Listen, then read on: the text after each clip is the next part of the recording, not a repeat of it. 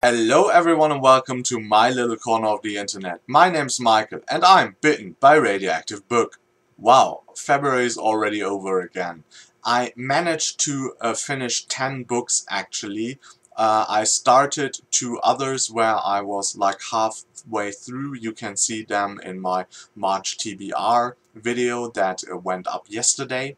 I also had like 2 books that I didn't get to. One was The Queen of the Tearling. I started this, it was a buddy read because all my reads in February were buddy reads. And I only had the audiobook of this, and the narrator was a catastrophe. Half of the characters, she like screamed at me instead of read at me, and after an hour I couldn't bear it, so I had to DNF it. It was more the narrator than the book, but the book at all didn't grip me that much. And the other book is, yeah, that's going to be like the running joke, really. I jinxed it, I fear. It was Otherland by, or the first book in the Otherland series by Ted Williams. And so, once again, as in January, it wasn't on my TBR, but I think it was on my TBR in November and December, and I didn't get to it. Uh, as you have seen, it's not on my March TBR as well, so it's on my April TBR, at least on my tentative April TBR. So we'll see how me and City of Golden Shadows will work out somehow. But now let's get to the books I've actually read in February. First off, we have The War by Brian Catling. This book is very difficult to describe. It has alternate reality elements. Overall, I think it would be a new weird book. Um, it is about the war, which is like a magical forest set in Africa, and there is like a German town in the forest, a replica of an actual German town. I say actual as it's alternate history. And we're following a bunch of characters, some of the native characters of the region, some of the Europeans that live or interact with the city. And yeah, as for a new weird book, it is all really, really weird. And I've read just a few new weird books, and all of them have been like 2-star reads for me. So I assume that I'm not the target audience for new weird. And unfortunately, The War was that for me as well.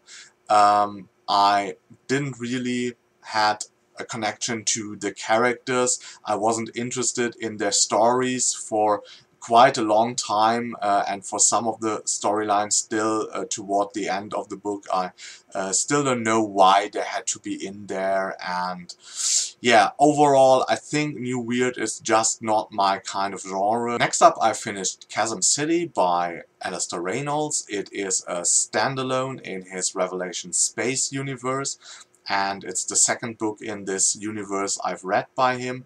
I really like the ideas that Alistair Reynolds has. He's like very imaginative and creative, and there's a lot of sense of wonder in this.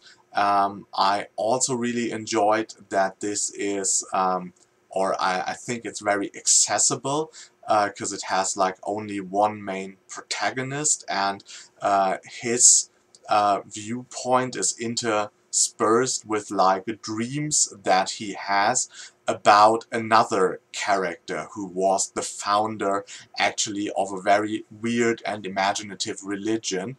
And one of the interesting things, yeah, in the book is to find out how the connection between these two characters actually is. Yeah, we're following this main character, and he comes onto the planet where Chasm City is located, on a kind of revenge story. At the beginning he loses his memory, and overall I really enjoyed the book and rated it 4 stars. Next up we have another 4-star read, which is Under Heaven by Guy Gavin Kay. This is a historical fantasy. It's a secondary world, but that is very reminiscent of ancient China. And we're following like an undertaker who devoted his life, or at least 2 years of his life, to just bury the dead of a gigantic battle that took place in the history of the book. And then he is rewarded with a very strange gift, with a large like herd of horses. And these horses have a lot of value, strategic value in the land, and so a lot of people now are trying to get his favor, win the horses for themselves. So it's the book is of a very political nature as well. And it is very interesting. It was very, very different. It was very like atmospheric, slow-paced, character-driven, and I really, really enjoyed it. Now we're getting into a section of 2 science fantasy reads I read and really enjoyed. The first is Cameron Hurley's God's War. It's the first installment in her Beldame Apocrypha series, and yeah, this is definitely a science fiction. We have hints at people that, or that the people on this planet came from ancient Earth. They're taking some of the religious elements with them. Here we have some different branches of the Islam for religion, and the characters are like very interesting because there are like mages in the world that seem to be a lot of doctors, but they can do a magic, and the magic is always related to manipulating bugs and insects. So that is very interesting. The book is very imaginative, with atmospheric elements like characters herding giant spiders by the road. There are definitely like science fiction weapons, so there's guns in it. We're actually following 2 main characters. The first one is Nyx, who is like a former beldame, and the beldame were like assassins and spies of the Empress. And now she's like just a mercenary, and she has like her own little band of mercenaries, and they're doing jobs, bounty hunting jobs. And one of her companions is Rice, who is a wizard, not a very good one. And the book is always told in alternating chapters between both of them. Later on there are 1 or 2 other characters in there with small points of view, but they are like really the 2 main protagonists. I really enjoyed it, rated it 4 stars, and probably will get into the 2nd and 3rd book in April or May. The second science fantasy book I read was The Shadow of the Torturer by Gene Wolfe, the first installment in his Book of the New Sun series. We are following Severian, who is an apprentice torturer in the Guild of Torturers. We are getting hints of that this is actually like a very, very late Earth, which is on the brink of being destroyed because the sun is failing, and Earth has declined into a kind of fantasy realm state, but there is still some science left, but in comparison to God's War, this is more subtle. You have to spot the science and see, oh, that might be not a magic thing, that is actually a science thing happening, or a technology thing happening there. So there is a lot of things that you can get out of the book if you pay like close attention. And the book is has a very interesting structure. It was totally not what I expected. So the beginning was really, really strong, and the ending is very abrupt, so you have to really like continue with the series because it ends like in the middle of the story.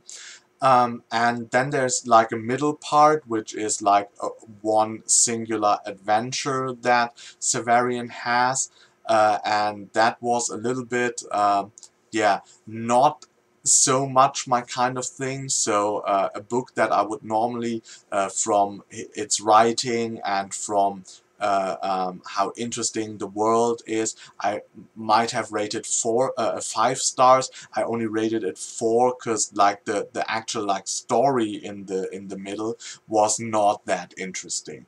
But I'm really interested to see how the world develops, what's going to happen with Severian, and yeah, how the series is going on. Probably also something you're going to see back on my April or May TBRs. I also finished The Curious Case of the Clockwork Man, which is the second installment in Mark Holler's Burton and Swinburne series. I really enjoyed this series. If you have seen my March TBR yesterday, you already know what the series is like about. It's like an alternate history setting, steampunk. It has some like over-the-top action elements, but also some very good themes, philosophical and sociological ideas of the time that are very well portrayed, and that is like a really good mix. Sir Richard Francis Burton is like an agent of the king to, yeah, you say the king, shouldn't it be the queen in Victorian times? Like, that is for you to find out. And he investigates, yeah, very special cases. And Eleanor Swinburne is like his sidekick. What's very interesting also is that most of the characters in the stories are actual historical figures that are like totally reinterpreted. And at the end of each book, we also always get a section of what the person actually did in the time of the book, so that's very interesting. Yeah, so overall it's a very, very enjoyable series. I rated the second book 4 stars, and I'm going to continue with the third one in March. I also read one of the most controversial books of 2015, The Traitor by Seth Dickinson, and yeah, you can't really say much about the story. We're following Baru, and Baru lives with her parents in yeah, a very interesting culture, and then her island is like invaded by the Empire of the Masks, but this kind of invasion is more of like an economical takeover and a cultural takeover. Of course, with a military force, but that is not like the main point of the like whole invasion. And Baru actually swears to like fit into the empire, and then tries to dismantle the empire like from the inside. And yeah, we're following her efforts there. And this book was like a very, very strange read. Let me say I rated it 4 stars in the end, but it was like still difficult to get through. It has like 3 distinctive parts, I'd say. The first part is the upbringing of Baru and the whole culture that she and her family and the island has. And that was really, really interesting. And the first few chapters I found were really good. And then when she gets like into the empire, the story is really a lot about economical maneuvering, about politics. I usually like politics, but in this book that was really, really slow, and I have to say really, really boring. So up until I think the 90% mark, or even the 92% mark, if I'm being very correct and honest, I was very sure I would go to rate the book 2 stars in the end, because I was really bored and found it very uninteresting.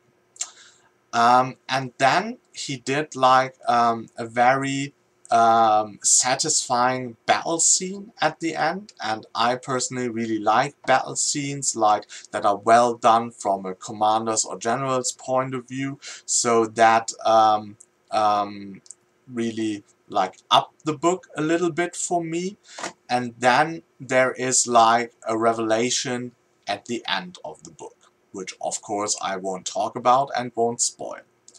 And how much you are like into the revelation of the end will decide about your enjoyment of the book. And for me personally, at this point where I liked the battle scene at the end and was, this is maybe a 3-star book for me, I added a whole star just for the ending. A lot of people I read it with didn't, so we have a lot of 3-star reads in the group, or people that weren't into that battle scene as much as I was. So that might be still like a 2 or 3-star read overall if you get to it. Other people are so enamored with the book that they rated it 5 stars, but I couldn't give this a 5-star. There was like a huge the part in the middle that I was bored to death was too much. But so I'm in this very weird position where I'm giving 4 stars to a book that I was mostly bored by just because the ending was that good. So maybe read the book yourself and make up your own mind about it. It was strange, but interesting. And not. Next up, I finished Downstation by Simon Morden. It was a portal fantasy. I rated it 3 stars, and I have a separate review video, so I will link that down below. So if you're interested in my thoughts on that, there is like a separate video for this. Next up, I finished Ascendance Right by David Hare, the ultimate volume in his Moontide Quartet. And it was a very, very good ending to the series with very satisfying endings for most of the characters. I really enjoyed it. I was a little bit astonished by some of the decisions he took. So he has a lot of characters, and I think we have at the end there are like 3 like main story arcs or threads that come to an end. And from my point of view, he did this like in the wrong order. So he starts off with finishing off the characters I think most of the readers would be most invested in, and that would be like the most personal kind of story arc, and then goes to the ones that are a little bit less important. And I probably would have done it the other way around, so I was a little bit surprised by that choice. But still, of course, the endings were like very satisfying. So it was a 4-star book for me, as was the whole series. So a very enjoyable series, and I think a lot of readers that transition from reading young adult will like this, because it has a few elements of young adult, but it is a really adult series with very adult themes in it. And I think also it is like a good series for people that start out with fantasy, because a lot of things relate like to our own cultures. So the transition is, I think, very easy into the world, but the world is unique enough. I personally have the theory that that might be like a post-apocalyptic version of our world, but that's my personal theory. So overall, very, very good ending to the series. And last but not least, I finished Dragons of Autumn Twilight, the first installment in Margaret Wise and Tracy Hickman's Dragonlands Chronicles. This is a reread for me, and I still enjoy all my old and favorite characters like Flint Fireforge, the Dwarf, or Tassel of Burfoot, the Kender. And yeah, what can I say about this series that I haven't said before? I rated it 4 stars as always, and really enjoyed it, and will hopefully read a lot of more Dragonlance books this year. So these were all the books I finished in February. If you enjoyed this video, please hit the like button. If you want to see more of me, subscribe to my channel. And until next time, I hope you get bitten by a really good book too. Bye.